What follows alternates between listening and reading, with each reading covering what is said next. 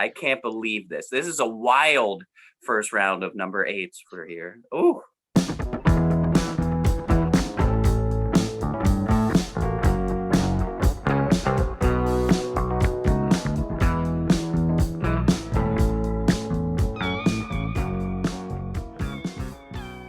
What's up, everybody? Welcome back to Listography. Jason, Joe, and Krams are here. Another week, another band. This week we are ranking the studio albums of the Black Crowes.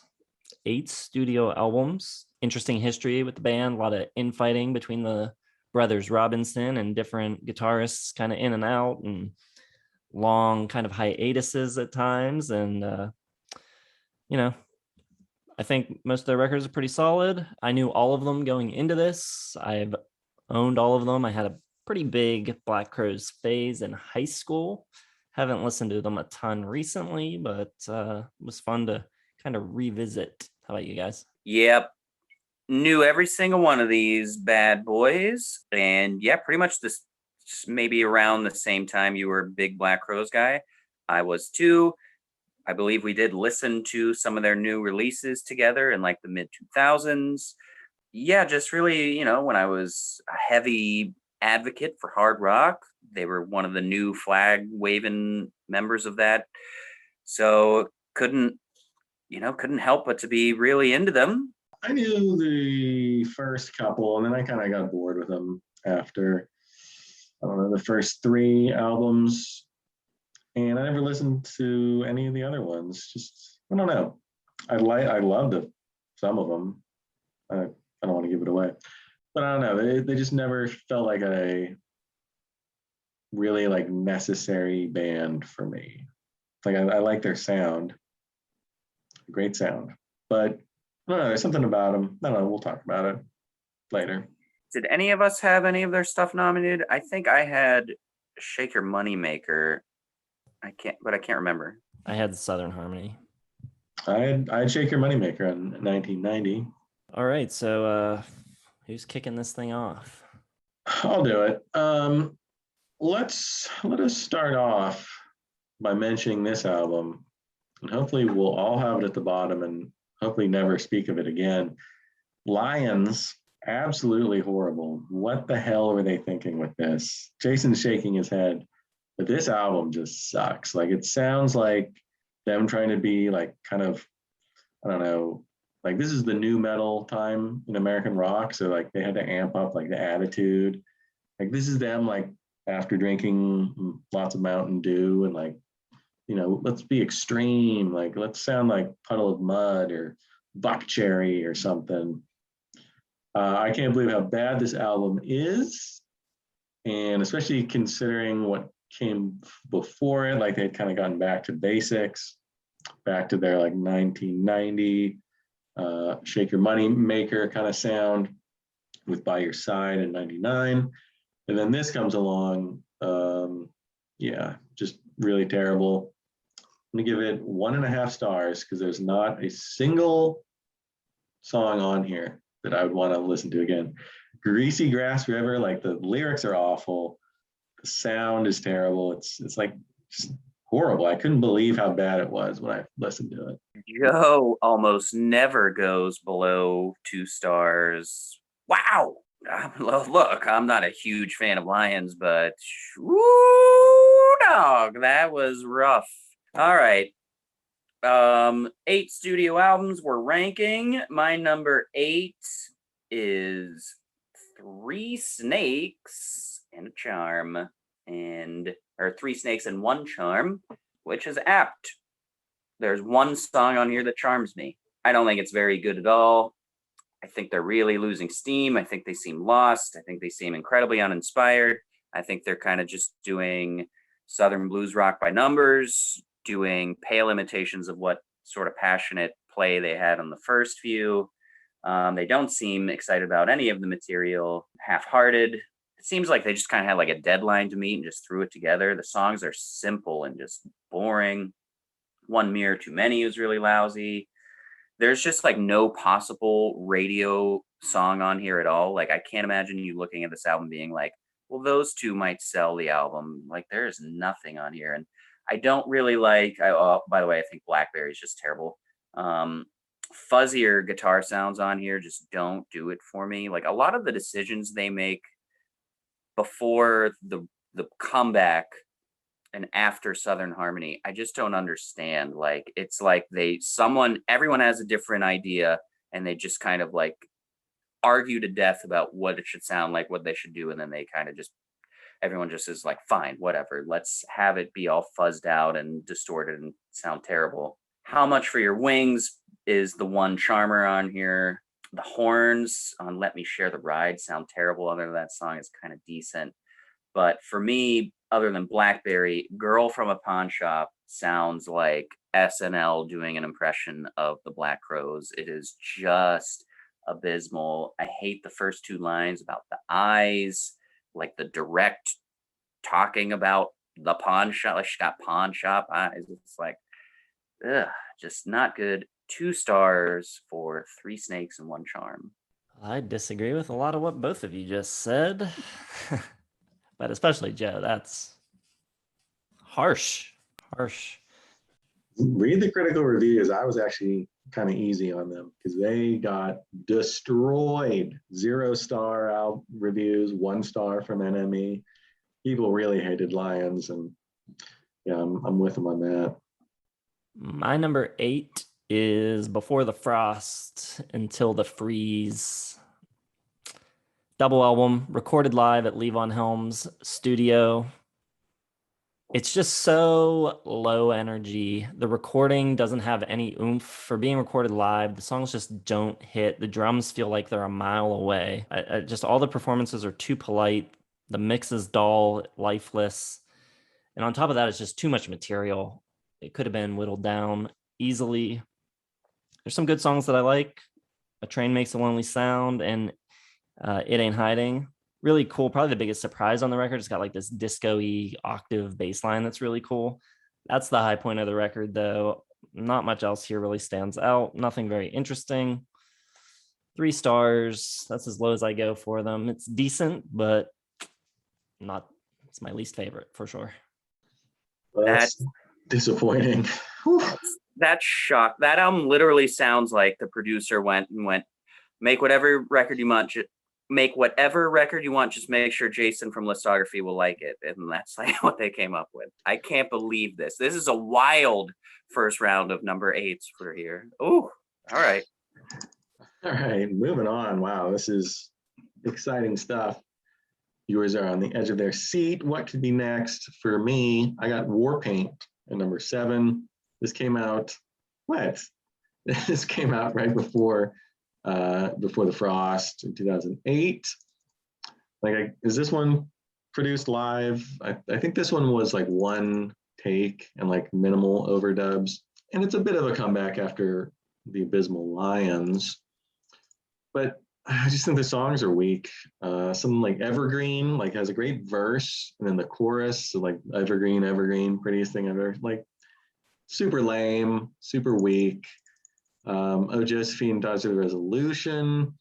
Have like some of the sounds of the band at full strength, but there's this conspicuous lack of hooks on this album.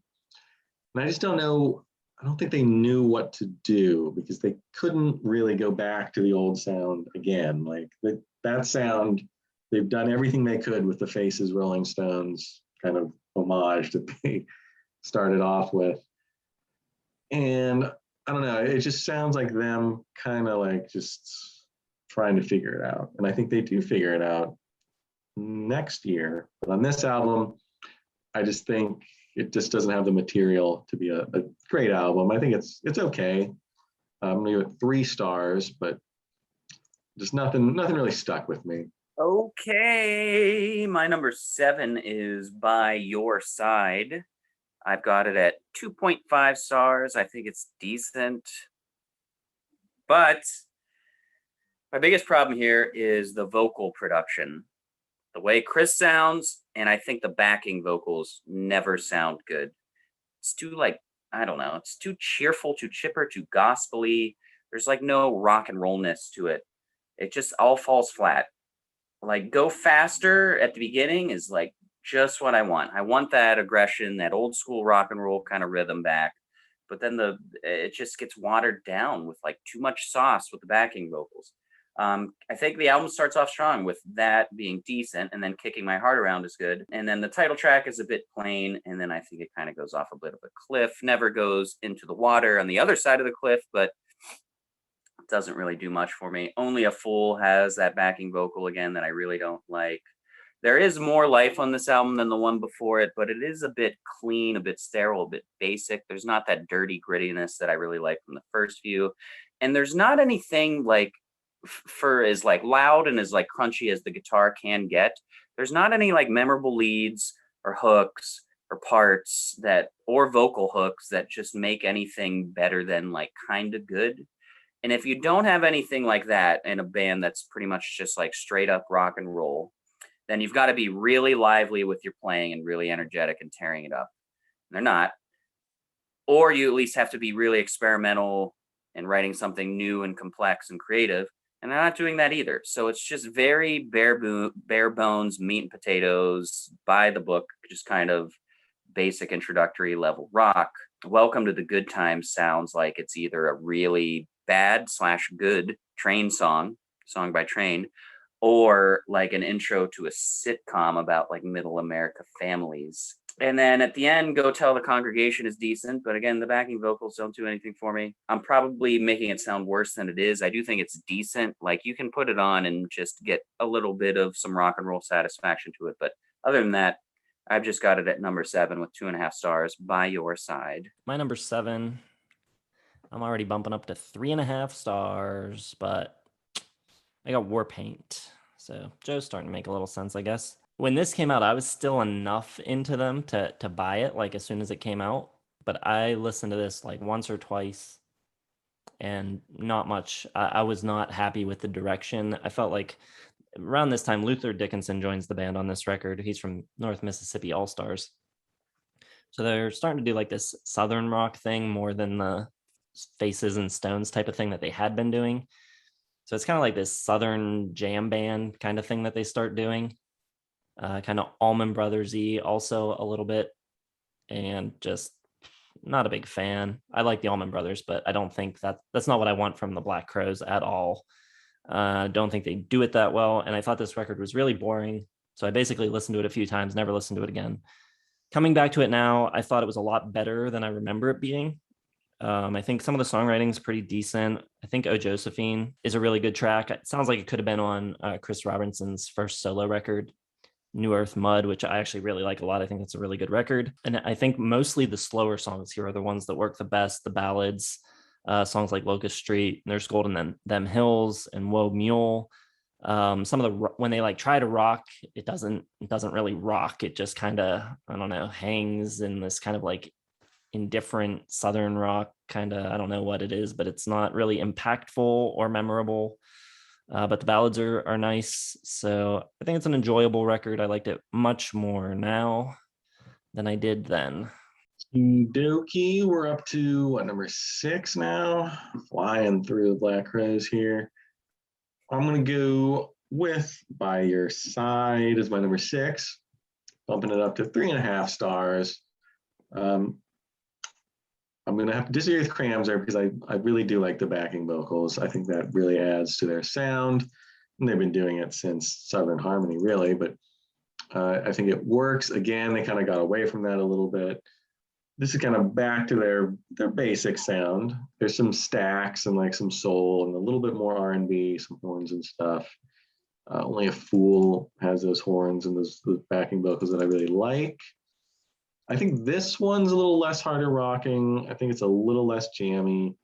It's less experimental than Amorica and Three Snakes and One Charm, which is fine. Like, I don't think any songs are bad. Kicking My Heart Around, I think it's pretty darn good. Good rocker. I think lyrically, and they're never great. Like, Chris Robinson, I don't think is a great lyricist to begin with. And I think the further they get away from like that really kind of like basic Faces, Stones shtick, the worse they are in general. So I think it's a good one, but it's missing like those like killer riffs and like little kind of cool guitar lines from Southern Harmony and Amorica. And this one has different, I don't even know who the lead guitarist is on this one. I guess Rich Robinson kind of took over.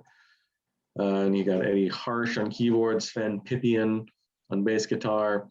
And I think pretty much all of those people are a step down from what they were doing. So it's okay. It's 3.5 stars, but it's just okay.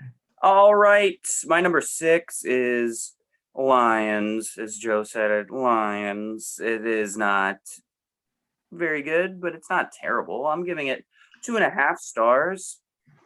So now that you've got my number 8, my number 7, and my number 6, it's obvious my least favorite era of the Black Crowes is sort of like when they were falling apart in the late 90s and early 2000s. I think they were great leading up.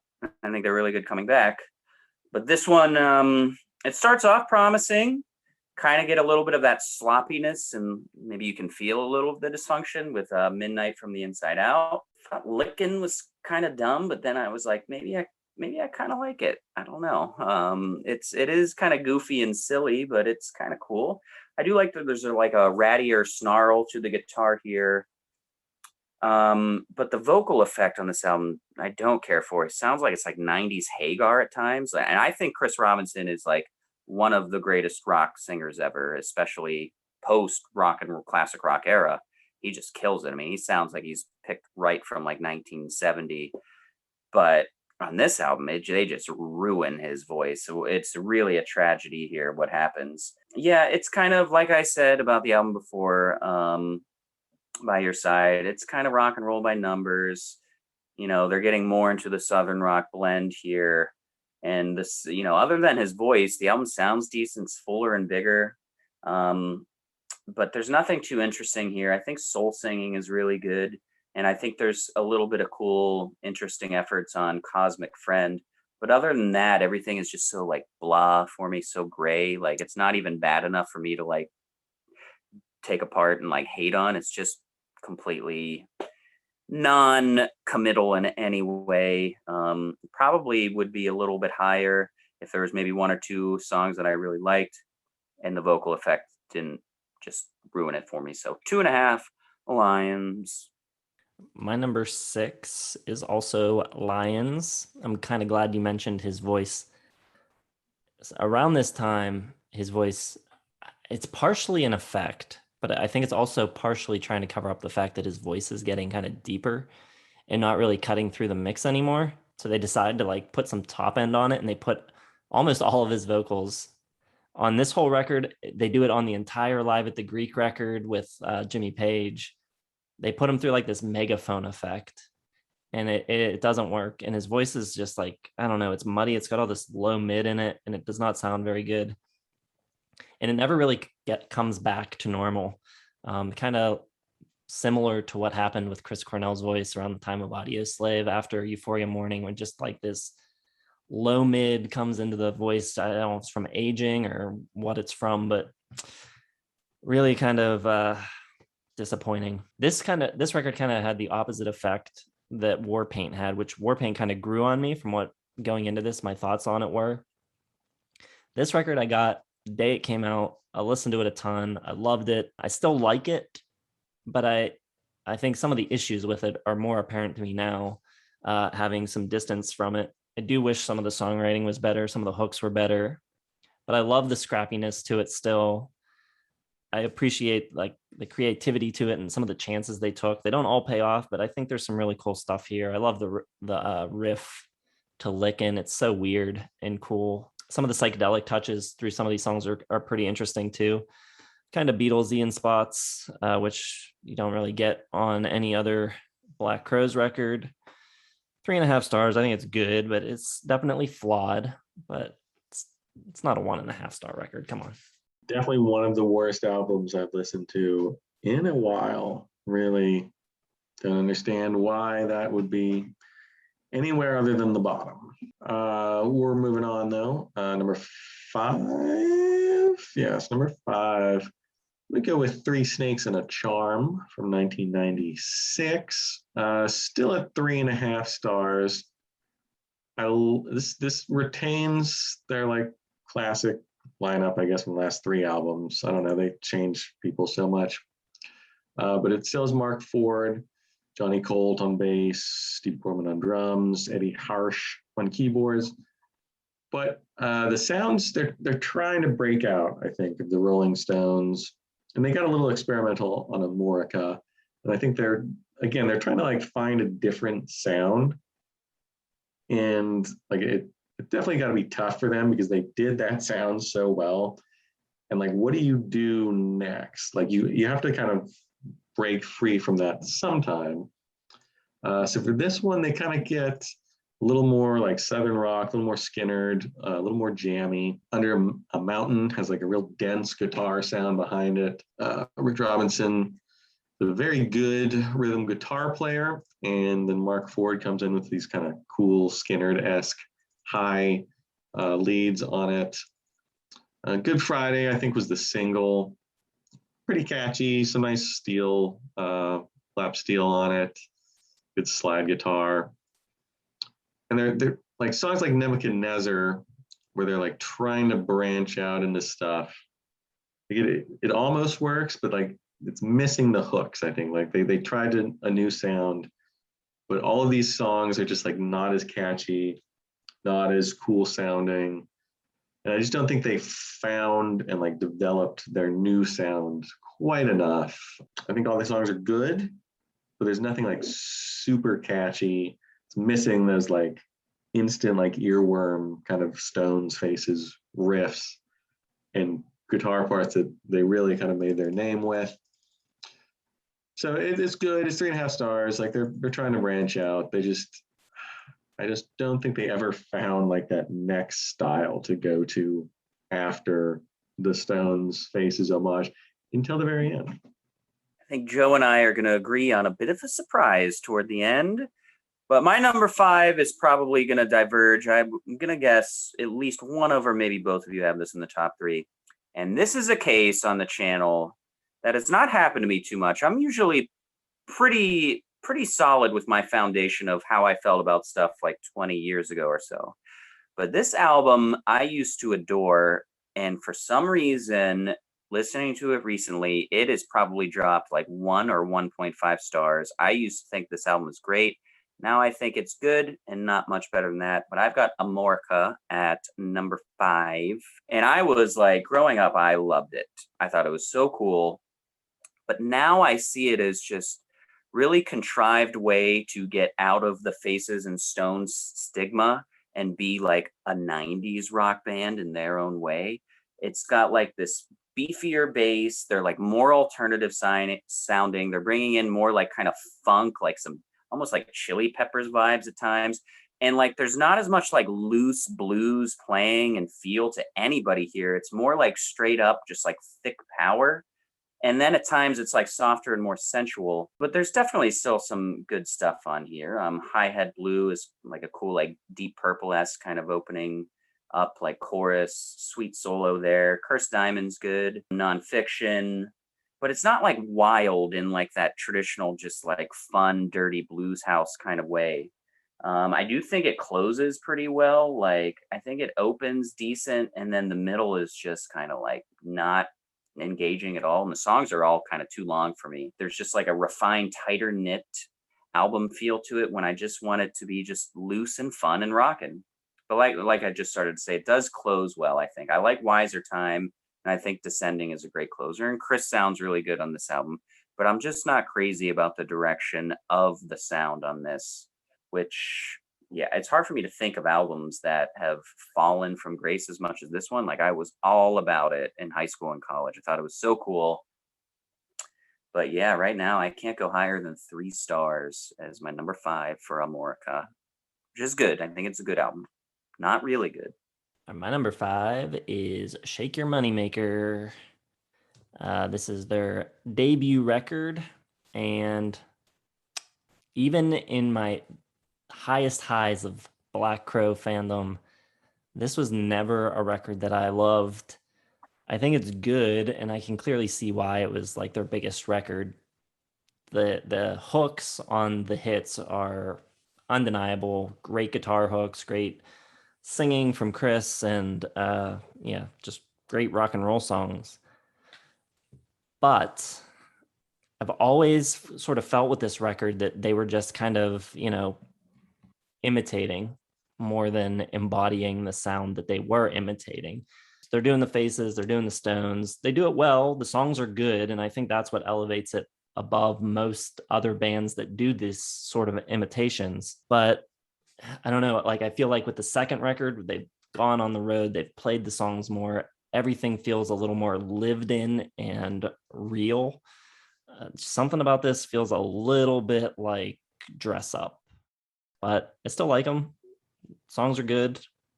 I don't know if anyone remembers the band Silvertide that came out in the early 2000s.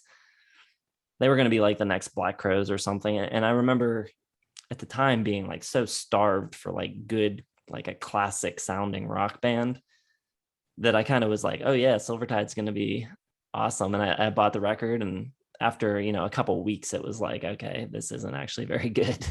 And that's, I mean, the songs on Shake Your Money Maker are far better than that on the Silvertide record, but it's kind of the sort of similar thing where it's just like, I don't know, not quite the real deal.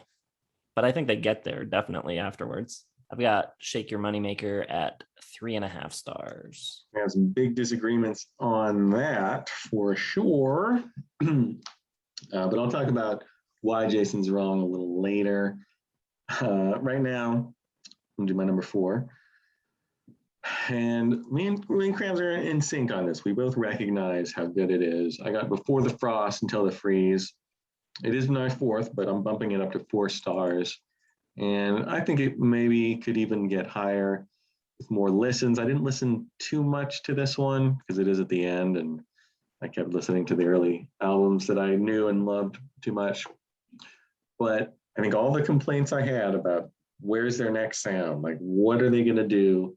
Finally, they get there and they break up and they're gone forever. So that is a damn shame, because I think finally they have something else, like a new sound to embody. It's not like completely unique, but on a song like I Ain't Hiding, like you get that disco beat to it, which is really cool. It kind of comes out of nowhere, but there's a lot of that sort of like experimentation. I think there's a lot more like that, like cosmic rock sound, a little like almost country rock. I think they do like the acoustic stuff really well. And I think just like everything sounds kind of new and fresh finally. Like Appaloosa, A Train Makes Only Sound, I think are really well written songs as well. I actually had to look and make sure they weren't cover songs, because I was like, I didn't think the Crowes had it in them to write songs like that. And they're not, they're all original. Houston Don't Dream About Me, I think is really cool. It's a really great chord progression. And just a good chorus. Like everything kind of blew my mind a little bit, because I did not expect them to get to these levels again. I kind of had written them off after Lions and Warpaint, and just I didn't think they would find a new sound, but they did. It sucked that they broke up. I guess after this, they haven't made an album since. It is maybe a little long. Like I think I probably would prefer just Before the Frost. I don't know if I need Until the Freeze, which was a download on the CD version. The vinyl version had all 4 sides and a different track list. And I think their covers Chris Hillman and Stephen Stills songs so many times. It's just okay. But it's a really cool album, really interesting instrumentation, different sounding. They really stretched their legs, stretched their sound on this. And I wish they had kept going. So kind of sucks, but I'm going to give 4 stars to Before the Frost, Until the Freeze. All right. My number 4, I like this one far more than either of you. I've got Warpaint, 3.5. After their 7-year hiatus, they come back with a lot of new members, and I think they're really gelling a lot more. You can tell they're a little more relaxed. I don't think the sound and the style and the songwriting is quite there, but Joe's right, it'll get there. But there's a lot of good stuff to grab on here, and I've got it 3.5 stars, which means I think it's a really good album. Jason said Josephine is good, and I agree completely. You get more of those distorted, spacey 70s guitar, and there's just like more ideas here. Like there's more instrumentation, there's more ideas, there's more kind of eclectic styles coming into the froth while still being like just a classic rock band at the same time.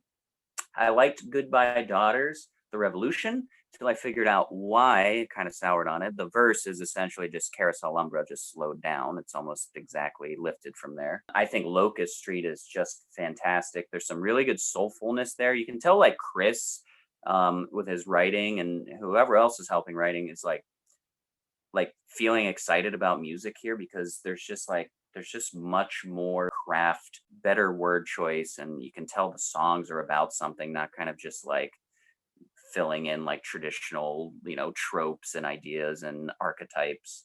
Moving down the line, also like Locust Street, really good. Album has much more feel, much more nuance, better playing than the recent ones. It doesn't rock and as hard as the early stuff, which I will always want. And it's not too inventive.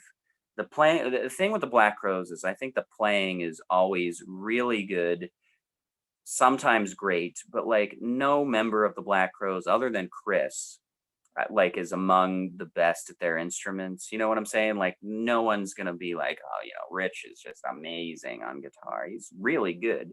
But there's so many really good guitarists, let's be honest. So even though the album is strong all the way through, it's not quite great for me, but the throwback Southern style is really nice. So I think it was a really good effort, especially coming back from the hiatus. 3.5 stars. I like this one a good bit. Really good. All right, my number 4 is By Your Side. You got a couple new members here. Joe went through them. You got Oddly Freed and Sven Pippian in place of Mark Ford and Johnny Colt. Prior to this, the band had recorded a record called Band that they turned into the label that was rejected. The label told them that they wanted something a little safer. So that's exactly what you got here. You got Kevin Shirley producing, and he is the king of safe rock and roll records. You want something straightforward, he's the guy you go to. He'll beef up your sound, streamline the tunes. He's the same guy that Rush brought in for Counterparts when they were going through sort of a similar situation and wanting to kind of beef things up in the 90s. I think it mostly works here. I think right out of the gate, you get some really straightforward, some of their most catchy, immediate, and likable rock tunes that they've done in several albums, I would say, with Go Faster and Kicking My Heart Around. And I think most of the record is actually pretty consistent. I think I like the songwriting. It sounds like a good bit more than Cram does. I think it's just maybe the lack of variety and the lack of surprises on the record that holds it down from my top 3. I think the songs are good. I think the playing's pretty good. I think it's a decent sounding record. It's basically like foot on the gas the whole time and not enough nuance or variety or shading to what they're doing to make it really super interesting or one of their better records. So 3.5 stars again, but a pretty solid record. Will we ever get to 4 stars? Whew, we will right now. Oh wait, I already did 4 stars. Never mind. I'm cruising on 4 stars. I got Amorica as my number 3. I think it's a very cool album. I agree with Cramser. Like it does have a little more like alternative in. Like you can still obviously hear their influences. Let's not get crazy. Still the Stones, still the Faces. But they did bring in a producer, Jack Joseph Puig, who's known for his work with like Tonic and sort of like alternative stuff. So clearly, like they were trying to break out a little bit. I'm sure they read all the reviews that said they basically were just Faces and Stones ripoffs. And okay, let's expand our sound a little bit. Let's try some new stuff. And I think for the most part, it works really well. I think Gone has a cool sound to it. Like immediately right off the bat, it's very sparse. You kind of get that like weird guitar tone, not that like big slide guitar or anything like that. Like nothing like Remedy or Twice as Hard from the first 2 albums. And I think the songs on here are all great. My biggest complaint, however, is Chris Robinson's vocals. Not his vocals, sorry. Is Chris Robinson's lyrics. Vocals sound great. Lyrically, I think the harder they try to be different and like their own thing, the worse he sounds. Curse Diamond, the unzip my pride, baby, open me up wide so I can show this to you. Like it's so cringy. Like he really kind of like he's trying to be different and like cool or alternative or something. Doesn't really work. I think the title she gave, Good Sunflower, might be the worst titled song of all time. The song, however, is great in a like Allman Brothers kind of way, like really opens up. Probably Mark Ford's best guitar solo, whole catalog. And then there's some like interesting touches on like wah wah guitar and stuff. But you're still getting like the bluesy rock, Robinson's awesome vocals, plenty of big organ and piano stuff. Descending is great way to close the album. Wiser Time, fantastic. Love the lap steel, obviously on that. Fantastic. And this came out of an album, like a project they were going to do. They're going to get like Jellyfish to sing backups. It was going to be called Tall. They got a big fight over it. And I really wish that had come out. Like they have Andy Sturmer from Jellyfish in the additional personnel. I don't know what he did. I don't think anything really, but it sounds like they had something really kind of cool and different on their hands.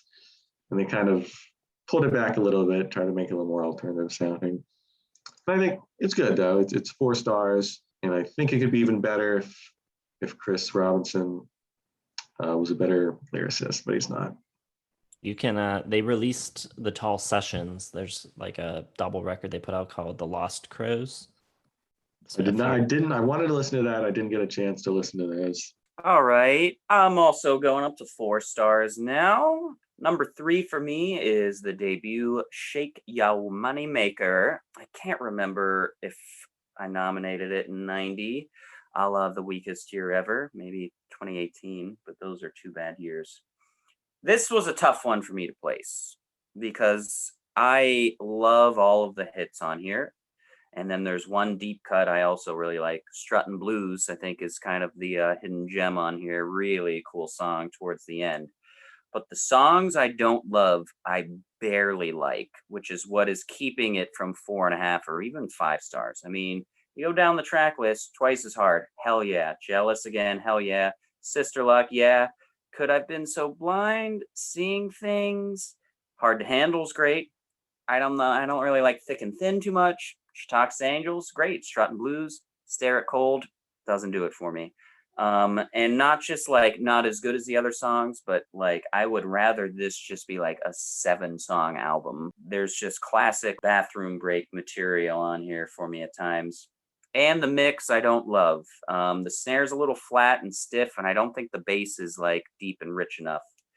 But goddamn, his voice is so good on here and such a good singer. I mean, starting their career off with Twice as Hard with literally him just going, well, like, and then just firing on all cylinders, just so cool. This is what I want. I mean, grunge was very pleasant, anti-hair metal stuff in the early 90s, but getting this with that classic blues rock flair is also really cool. Yeah, I think pretty much other than She Talks to Angels, the slower tracks don't work. I do like the piano in Sister Luck, but I just don't love it.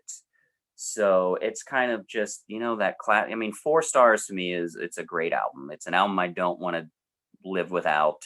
It's an all-timer for me. So I'm not underselling this album. I'm just trying to explain why it's not higher, because I think given how like there's 5 or 6 5-star songs on here that I adore, but it just gets anchored down a little bit by some stuff that I'm not as crazy about. That mixed with the poor mix, in my opinion, keeps it at number 3 and at 4 stars, which is still really good. If you're a band and you get 3 4-star and up albums, you're a really good band, in my opinion. And I think they're a really good band. Right. My number 3 is 3 Snakes and One Charm. I don't think this one really shows the growth that they had on the previous 2 records. I think there's a little bit more growing pains on this one, where I think Joe's kind of right. We're talking about them like searching for a sound around this period. But I think the end result is still pretty solid. And I never really noticed until this time through the catalog how much this record foreshadows Lions. Like when I first heard Lions when it came out, I thought it was so out of left field. Like, where are they going? Where are they coming from with this? You can actually hear a lot of traces of it on this record on tracks like Bring On, How Much for Your Wings, Better When You're Not Alone. But I like all that stuff. I think the more straightforward stuff is cool too. Cram says he hates Girl from a Pawn Shop. I actually think it's a great song. I like Blackberry. I think that's cool. So I think it's good. Interesting record.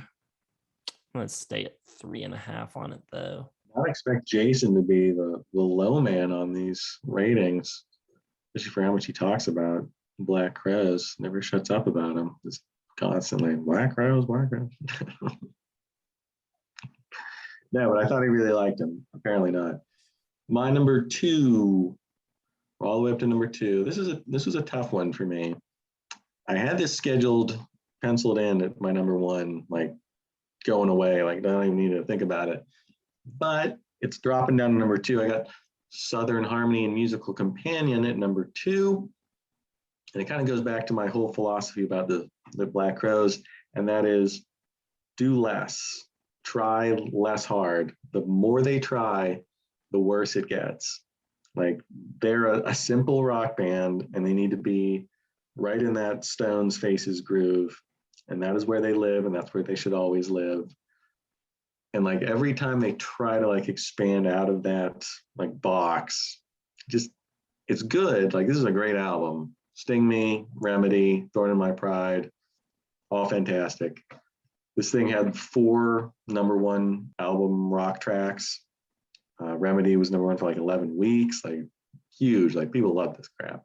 And it's the record for most album rock number 1 hits on a single album. So people were starved for this kind of thing for sure in 92. And I think the first half is just incredible all the way up to Hotel Illness. And then it kind of loses me a little bit with Black Moon Creeping, No Speak No Slave, My Morning Song, Time Will Tell.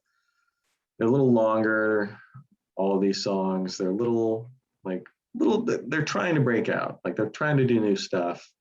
They sound great. Mark Ford is probably a better guitarist. Eddie Harsh, good keyboards. Like this is all great stuff. Still produced by George Drakoulias, who did Shake Your Money Maker. So there's not like a whole bunch of differences. I think mainly like you get those great female backing vocals. Kind of reminds me of like the Honkats from Skinnerd. I just don't think the songs quite all the way through are as catchy as the ones on the debut.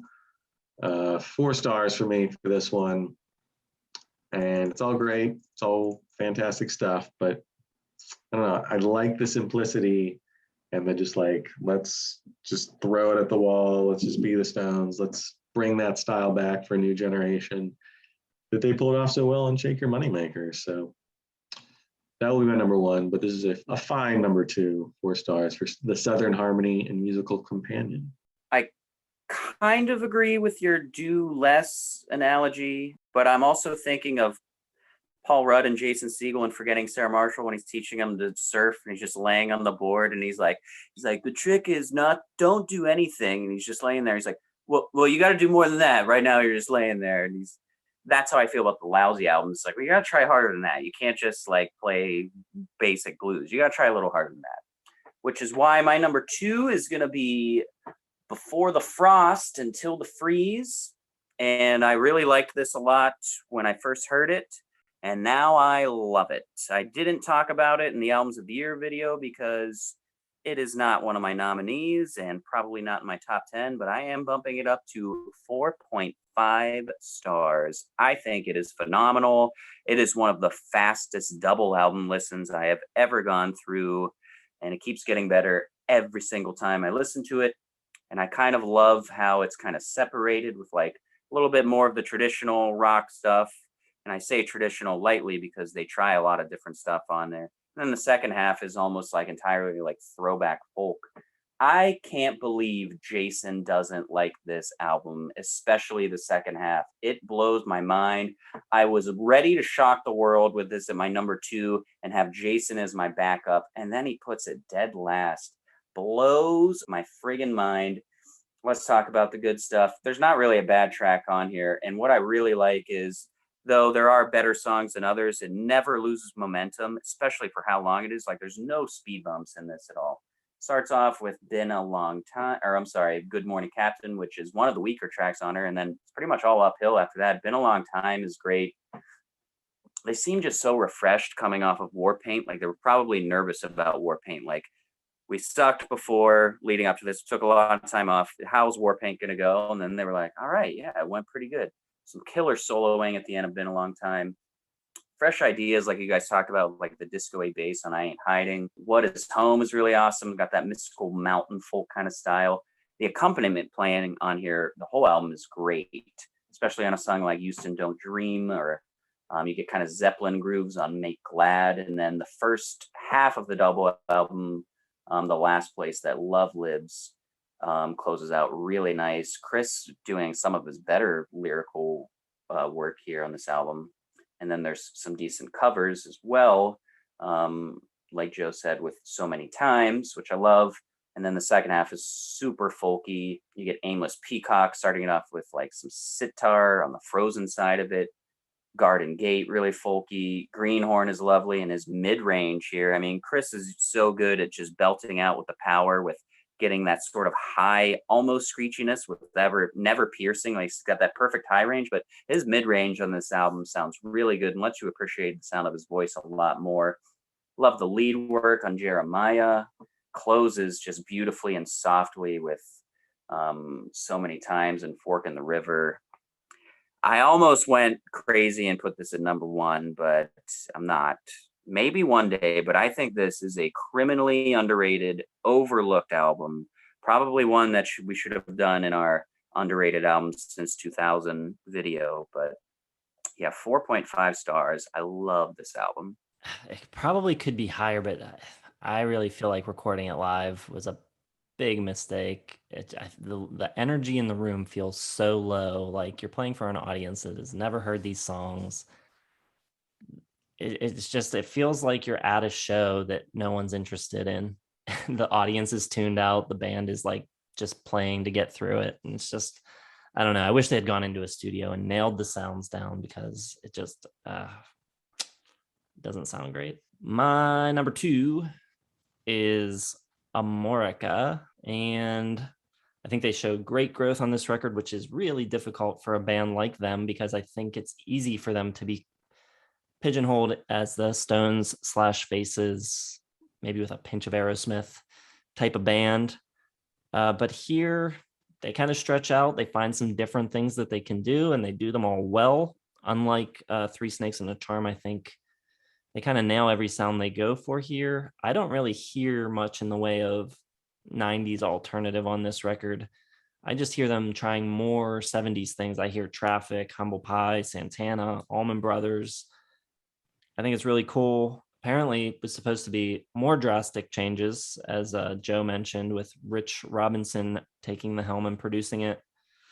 They scrapped that. They went with a more traditional version of the songs, a little more straightforward rock. Probably the right call. I did have The Lost Crows. I do not really remember Tall. I didn't listen to it this week. But I think my feeling is that this was the stronger version. Probably the right move to go with Amorica over Tall. You got Gone and Hi-Hat Blues incorporating some Latin rhythms, which are really cool. I think the guitar playing on this record is awesome. Really strong record. Skipping 4 stars, going straight to 4.5. Okay, well, I'm joining Jason there at 4.5 stars, and it's actually improved. I think in 90, when we were doing album of the year, like just the year itself kind of dragged everything down, because I just remember listening to it then and being like, oh, okay, this is pretty good. Any other year, nah, I wouldn't make my list, but it's 1990, so I had to put something on there. And this kind of snuck on. And now listening to this week, I was like, what the hell was I thinking? I like all of these songs. They're all great. I love Twice as Hard. I love that slide guitar to open the track. Like, this is what we're bringing you. This is what we're going to do. We're updating the Faces. We're updating the Rolling Stones. Here you go. And just that voice, the guitar, everything's just pitch perfect right off the bat. The 1-2 punch of Twice as Hard and Jealous Again to start off the album is just great. I think Sister Luck's good. Could I've been so blind in seeing things, maybe the two weakest on the album, but then it kicks right back up again with Hard to Handle, the phenomenal cover of the Otis Redding classic. I think Thick and Thin is good. I think She Talks to Angels is probably the biggest deviation from like the classic 70s sound. Like they get a little bit like alternative-y, but I think it works really well. And I think, like Kramser pointed out, Struttin' Blues is probably the biggest hidden gem on the whole album. It's just phenomenal, really great. Stare Cold, not the greatest closer in the world, but I think everything on here sounds pretty good. It's 1990, so it's not going to be perfect. But I think the secret weapon on this one is they had Chuck Leavell, who was a member of the Allman Brothers, playing organ and piano. And it's just so apparent on everything. Like it just weaves in perfectly with what they're doing. Robinson's voice, just a perfect kind of combination of like that 70s style, a little more swagger, plenty of strut, plenty of, I just did a bunch of cocaine and I'm just going to like put it all out there. And I think just, the attitude of the whole band, like there was no like, oh, let's kind of tiptoe into this. Like it's just, they hit it as hard as they could with the sound. They did not care, about the critics or anyone else saying, you sound too much like so-and-so. It's been 15 years, 20 years since we had this kind of sound. Let's update it and let's just kick the crap out of it. And I think they nailed it on pretty much every single level. I'm gonna go 4.5 stars on this one. Just straight through, really fantastic stuff. And yeah, I don't care if it sounds really a lot like the Stones and Faces. I think I like this more than any Faces album. So whatever, they did a great job of updating the sound, and yeah, they ripped them off, but it sounds great, so I don't care. I actually don't feel the ripoff is as big as everyone else does. I think it's clearly influenced, but I think you can say that about a lot of bands. All right, my number one is the Southern Harmony and Musical Companion. I've got it at 4.5 stars, and I think it is just a kick-ass Southern rock blues-based record. I think it sounds better than the debut. It's got a more blended, fuller sound. I love the opening riff and the whole song and riff and Sting Me, which kind of following the formula of Shake Your Money Maker, like Twice as Hard, Sting Me. Follows a pattern, works well. Remedy comes second on that one. Or Jealous Again is second on the first one. Just, it's great format. It works. A couple of quick rockers. I love Remedy. I think the piano is a nice touch. Love the wild, loose drums. Thorn in My Pride is great. Love the guitar playing on Bad Luck, Blue Eyes Goodbye. That's the thing. Like the ones that aren't hits on here, I still think are really great. Would love to hear all of these songs live, which I did. I have seen Black Crowes live. Saw them open for Tom Petty, and they blew him out of the water. And I'm one of the only people at that show that thought that. But I love Black Crowes. I love Hotel Illness. Unbelievable energy that just doesn't really stop on this album. I think it's great. Black Moon Creeping is really cool, like darker blues song. Sounds almost like a chipper version of like Sabbath at times. And then like if Sabbath was from Georgia, this is what they would sound like. And then it gets into a really cool jivey, fast talking chorus with a lot of attitude. I think No Speak No Slave is really good. I love My Morning Song. And I really like the Bob Marley cover at the end. I think it is just a really, really great freewheeling, kind of like loose, somewhat sloppy, but still put together. It's just got the right vibe for like this kind of slippery, dirty rock album. And I think it's great. 4.5 stars. The Southern Harmony and the Infinite Sadness. No, the Southern Harmony and the Musical Companion. That is also my number one, 4.5 stars. And like I was saying about Shake Your Money Maker, this is the other side of the coin. This feels road tested, lived in, hard living, real deal rock and roll band. I think the sound, like Cram said, is so much fuller. The production is much better. Mark Ford comes in on lead guitar, takes over for Jeff Cease, and no comparison. The two guitarists, I think Mark Ford is easily the best guitarist that has ever been in the Black Crowes. That goes for Rich as well. Eddie Harsh on keyboards is great. Chris Trujillo on congas. The female backing vocals, Barbara Mitchell, Taj Harmon. I mean, all of these things just add so much more richness to this record. I feel like, like Joe said, Moneymaker is just like pedal to the metal, but this is a little more nuanced, a little grimy, a little more darkness to it, which is really cool. This was in my albums of the year list, top 5, 92. Probably wouldn't make it in most years, but I'm not a big fan of 92. But I love the songs on this record. The first half is just absolutely killer. With Sting Me and Remedy and Thorn in My Pride, Bad Luck Blue Eyes, Sometimes Salvation. It's just a relentless first half. Second half, very good also. Maybe not quite on the same level, but still excellent. The solo on No Speak No Slave is killer. Just maybe the best solo in the catalog. One of them, there's a couple on this record that contend for that title. I love this record. Really good. 4.5 stars. Number 1. Yeah.